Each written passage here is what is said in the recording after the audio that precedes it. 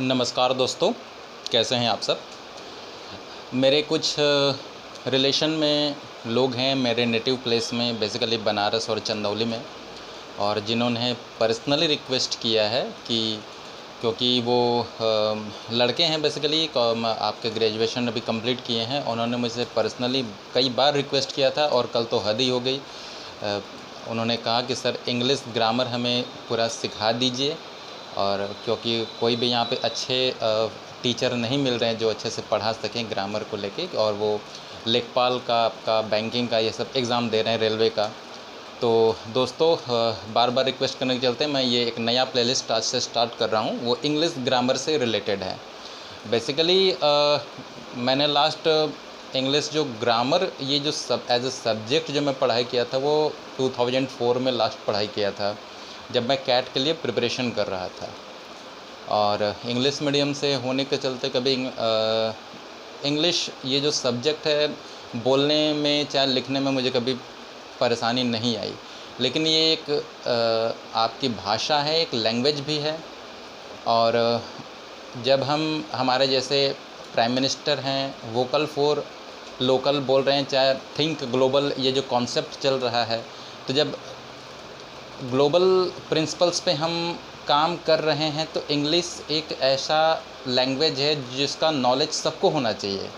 India में भी आप देख लीजिए, चाहे नॉर्थ इंडियंस है, कई बार हो सकता है आपके कल जॉब लग जाए कहीं, ऐसे जगह आप साउथ में चले जाएं तो वहाँ पे लोग हिंदी बोलने में उतने कंफर्टेबल नहीं हैं जितना इंग्लिश ईज़िली वो समझ लेते हैं। ऐसा नहीं कि वहाँ के लोगों को हिंदी आता नहीं है, लेकिन आपको अगर इंग्लिश आता है, हो सकता है वो हिंदी समझ लें, हिंदी बोल ना पाएँ, तो इंग्लिश में बोलेंगे तो आपको इंग्लिश समझ में आनी चाहिए।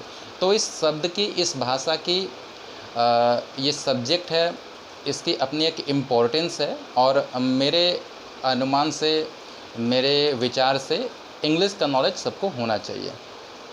तो देखिए, एग्ज़ाम्स में बात जब ग्रामर की जाए तो पहले एक चीज़ अपने दिमाग से हटा दीजिए। देखिए, कोई ये रॉकेट साइंस नहीं है, पहला चीज़। अच्छा, दूसरा चीज़ ये है कि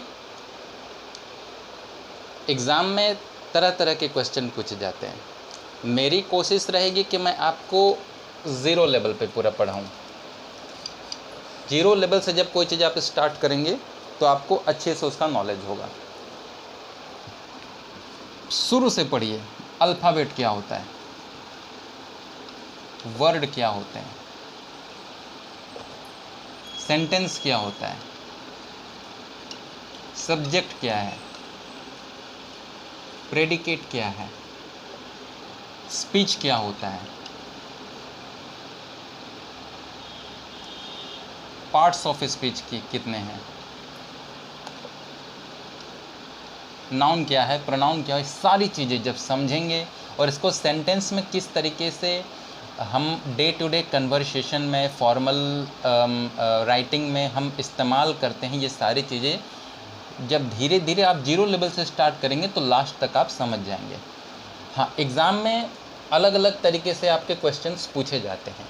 एक ही शब्द आपका नाउन भी हो सकता है, एडजेक्टिव भी हो सकता है, वर्ब भी हो सकता है।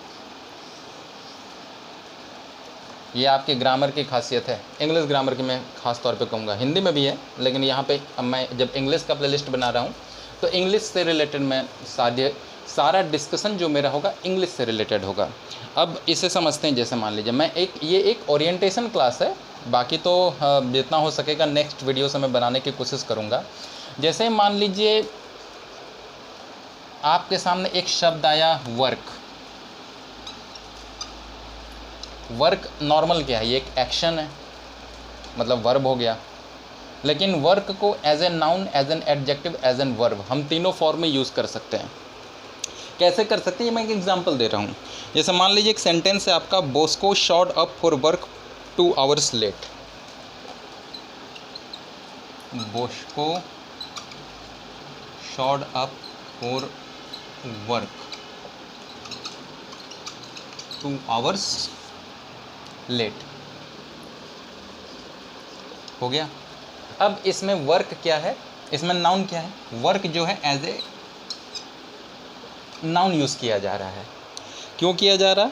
क्योंकि इसमें बॉस्को का जो शो अप था वो वर्क को लेके था, ये एक्शन हो गया आपका। यहाँ पे नाउन आपका मेन जो आपका सब्जेक्ट है वो वर्क है, तो ये आपका नाउन हो गया। अब यहीं पे अब सेकंड जब हम एक सेंटेंस ले लेते हैं, जैसे his work permit expires next month.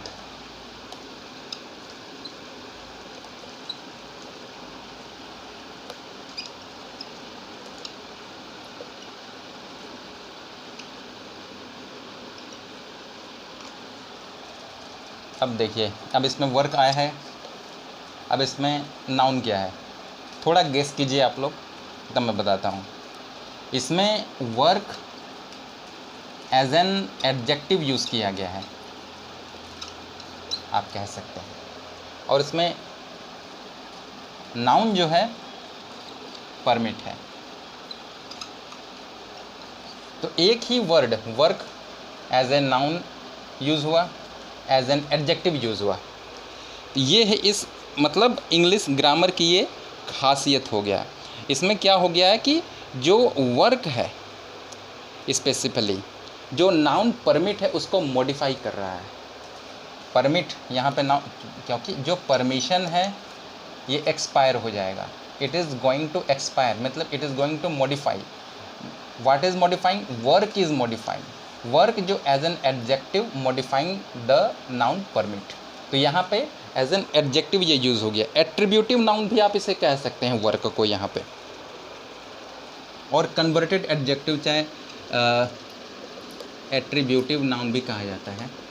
ये कुछ चीज़ें मैं आपको बता रहा हूँ, बिल्कुल घबराने की ज़रूरत नहीं है, कोई रॉकेट साइंस नहीं है, ये बस मैं एक एग्जांपल दे रहा हूँ। समझिए कि इंग्लिश ग्रामर में ट्रिक्स कहाँ होते हैं।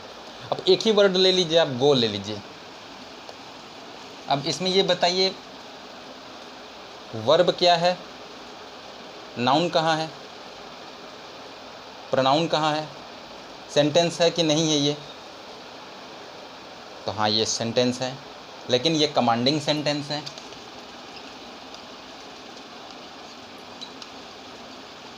और इसमें प्रोनाउन जो है, प्रोनाउन हिडन है।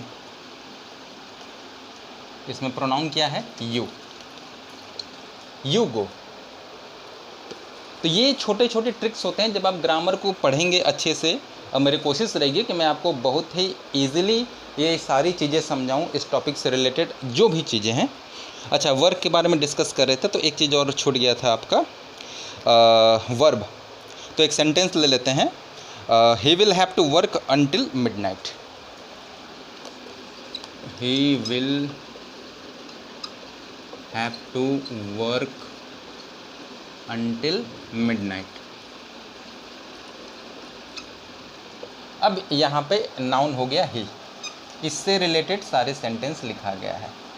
तो इसमें वर्क क्या हो गया? एज ए वर्ब यूज हो गया। ये तो प्रोनाउन है, सॉरी, ये सब्जेक्ट हो गया। किसी भी सेंटेंस में जब नाउन के बारे में जाके चाहे वो कर्ता के बारे में अगर कुछ कहा जा रहा है तो वो आपका सब्जेक्ट कहलाता है। मैं बाद में अभी डिफाइन करूँगा क्या कैसे होता है, what is the definition of subject, ठीक है। तो इसमें क्या हो गया? वर्क क्या हो गया? वर्ब हो गया। तो एक ही शब्द है आपका work, as a noun use किया गया, एज एन एडजेक्टिव यूज़ किया गया, एज ए वर्ब यूज़ किया गया। एक ही सेंटेंस में एक सिंपल आपका वर्ड है जिसमें आपका प्रोनाउन जो है हिडन है और वर्ब भी है। ये इसमें प्रोनाउन और वर्ब दोनों एडेड हैं। तो ये आपका ट्रिक होता है ग्रामर का। तो कहाँ गया दोस्तों, मेरा डस्टर नहीं मिल रहा है। हाँ, सॉरी। अब आइए चर्चा को आगे बढ़ाते हैं, बिल्कुल घबराने की ज़रूरत नहीं है। अच्छा, एक चीज़ और मैं कहना चाहूँगा, हालांकि मैंने तो कैट का एग्ज़ाम दिया था तो उसमें थोड़े टफ़ क्वेश्चंस आते हैं, बहुत ही हाई लेवल के आते हैं। बेसिकली आप लोग जो स्टेट लेवल के एग्ज़ाम देंगे, चाहे स्टाफ सिलेक्शन कमीशन के एग्ज़ाम देंगे, चाहे बैंकिंग के एग्ज़ाम देंगे, उसमें उस लेवल के क्वेश्चंस आपसे नहीं पूछे जाएंगे बेसिकली ग्रामर को लेके। तो हाँ, अगर आप इंग्लिश इम्प्रूवमेंट अगर कम्युनिकेशन का अगर अपना इम्प्रूव करना चाहते हैं, अपने फ्लुएंसी को बढ़ाना चाहते हैं, आप एक काम कर सकते हैं, डेली एटलीस्ट एक आप 0 लेवल पे स्टार्ट कीजिए। कोई भी छोटा मार्केट में ओल्ड बुक स्टोर में इंग्लिश के आपके एस्से के आपके बुक मिलेंगे, उसको पहले पढ़ना शुरू कीजिए। उसमें जो भी आपके जो वर्ड्स समझ में नहीं आ रहे हैं उसको आप लिखिए, उसके वर्ड्स को, उसका हिंदी में मतलब क्या उसको समझिए। इस तरीके से आप 3 महीना 4 महीना जब प्रैक्टिस करेंगे तो 3-4 महीने के अंदर आप अच्छे से आपका इंग्लिश के ऊपर एक अच्छा खासा कमांड हो जाएगा।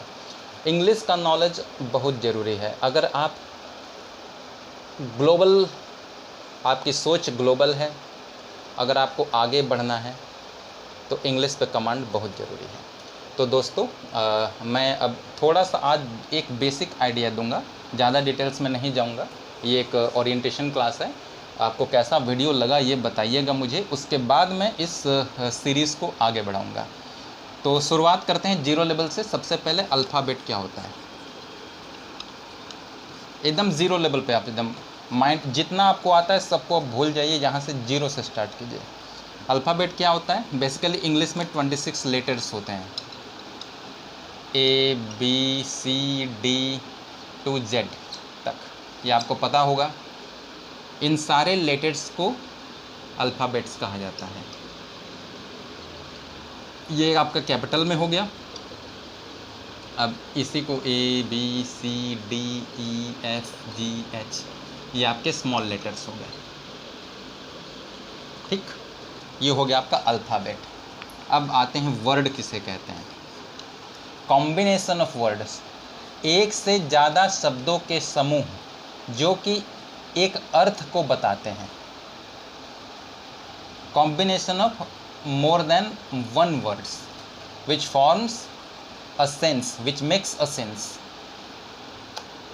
एक से, मैं हिंदी में इसलिए लिख रहा हूँ क्योंकि हिंदी मीडियम वाले ही ज़्यादा ध्यान देंगे, नॉन इंग्लिश मीडियम स्टूडेंट्स ज़्यादा लेटर्स का समूह जो अर्थ को दर्शाते हैं, ठीक। तो यहाँ पे जैसे एप्पल हो गया, तो इसमें क्या हो गया, मोर देन वन वर्ड्स हो गया। अच्छा, वर्ड की एक खासियत होती है कि वर्ड में आपका एक वॉवेल जरूर रहेगा, स्वर जिसे कहा जाता है। अब बाकी रेस्ट आपके कॉन्सोनेंट, व्यंजन जिसे कहा जाता है, व्यंजन रहेगा। ये वर्ड की शब्द की खासियत होती है। अब वॉवेल क्या है, जो इंग्लिश के लेटर्स आप 26 लेटर देख रहे हैं, ABCDEFIZ EFGHIJ KLMNOP QRST UVWXYZ, तो इसमें आपका AEIOU, ये जो 5 वर्ड हैं, 5 लेटर्स, ये आपके वॉवेल्स कहलाते हैं,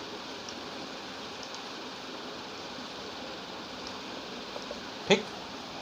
रेस्ट बाकी जितने भी आपके लेटर्स हो गए 21 लेटर्स नोन एज कॉन्सोनेंट, व्यंजन कहलाते हैं, ठीक। ये हो गया दोस्तों। अब आते हैं सेंटेंस की तरफ। सेंटेंस क्या कहते हैं, सेंटेंस किसे कहते हैं। सेंटेंस हम उसे कहते हैं combination of more than one words, combination of more than one words.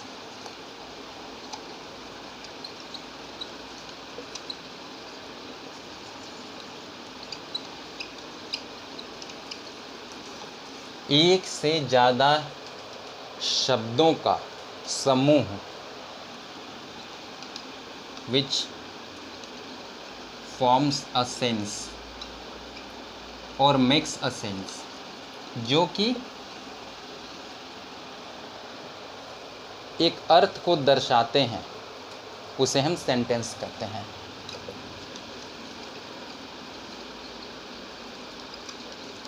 ठीक। इसे हिंदी में लिख दीजिए। इस तरह के शब्द समूह या दो या अधिक वर्ड को पास पास लिखने से बनने वाले शब्द समूह जो कोई अर्थ निकालता है। मतलब दो से अधिक शब्द को आस पास जोड़ के एक ऐसा शब्द समूह की रचना करना जो कि एक अर्थ को निकालता है, उसे हम सेंटेंस कहते हैं। ठीक, अब क्या होता है कि sentence is divided into 2 forms. पहला सब्जेक्ट हो गया और दूसरा प्रेडिकेट हो गया। इतना आप लिख लीजिए, ऊपर का मैं मिटा देता हूँ, ये तो आपको समझ में आ गया होगा। मैं उम्मीद करता हूँ आपको इतना तक समझ में आ गया होगा। बिल्कुल परेशान होने की ज़रूरत नहीं है। जो चीज़ समझ में नहीं आएगा, स्पेशली 5-6 हमारे रिलेशन में हैं जो बनारस में रह के प्रिपरेशन कर रहे हैं बाबतपुर में, अगर आपको कोई चीज़ समझ में नहीं आएगा तो मुझे बताइएगा, मैं आपको फिर से समझाने की कोशिश करूँगा। जब तक आपको समझ में नहीं आएगा मैं तब तक समझाने की कोशिश करूँगा। ये मेरा आपसे प्रॉमिस है। सबसे जो भी स्टूडेंट्स इंटरेस्टेड हैं, इंग्लिश सीखना चाहते हैं, अगर मैंने स्टार्ट किया है तो ये इंग्लिश का प्लेलिस्ट जो है मैं पूरा कंप्लीट करूँगा। ये मेरा आपसे प्रॉमिस है दोस्तों। तो ज़्यादा नहीं, मैं थोड़ा बहुत बस बताऊँगा अभी आज के बारे में। सब्जेक्ट किसे कहते हैं, क्योंकि 15 मिनट क्रॉस कर चुका है और प्लेलिस्ट 15 मिनट से ज़्यादा आपका लोड होगा नहीं। सब्जेक्ट उसे कहते हैं जो कार्य को करने वाला, किसी भी सेंटेंस में कार्य को करने वाला जो सब्जेक्ट कहलाता है। एनी सेंटेंस, किसी भी वाक्य में कार्य को करने वाला सब्जेक्ट, कर्ता बोल दीजिए, कहलाता है। बेसिकली नाउन होता है, नाउन या प्रोनाउन। ठीक, एग्जाम्पल ले लेते हैं। जस्ट ए सेकंड फ्रेंड्स, मेरा फ़ोन आ गया।